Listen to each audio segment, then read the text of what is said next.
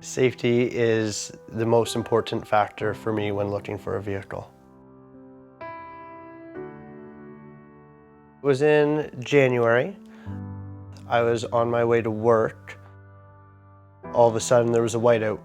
So I could just see the outline of the roof of the vehicle in front of me. And then all of a sudden, the roof line started to get closer and closer real fast. So I swerved out of the way, and as I passed that vehicle, I saw that it was crunched up against another vehicle. And there were cars absolutely everywhere. They were against each other, against the guardrail and the ditch.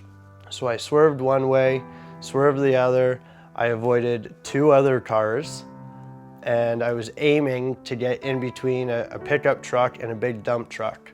And I couldn't make it. It just wasn't, the hole was not big enough for my car to fit through. And when I hit the back end of this gravel truck, I came to an immediate stop, and all the airbags had went off. And before I could really even think, a much louder crash and bang came from behind me as I was struck a second time by a gravel truck. As I looked around the car was slowly crumpling in towards me. And to be honest, I thought that was it. That was the end. It was probably the most scary thing I've ever been through.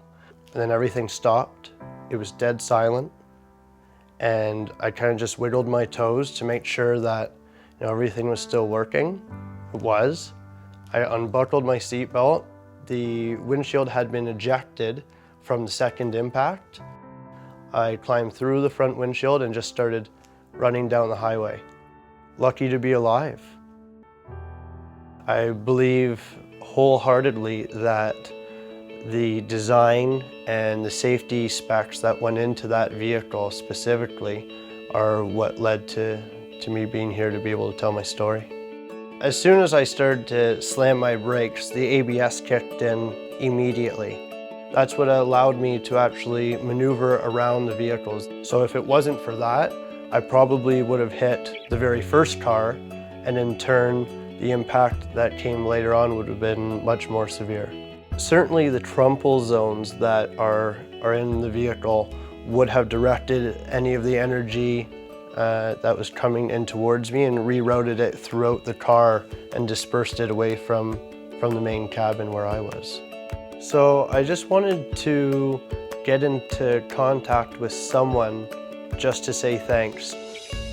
Because I was so overwhelmed over the whole ordeal, I wanted to send an email or make a phone call, just say thank you. That's all I was really looking for, just so that someone knew that by doing their job, they not only saved my life, but certainly affected the lives of people like my family and friends.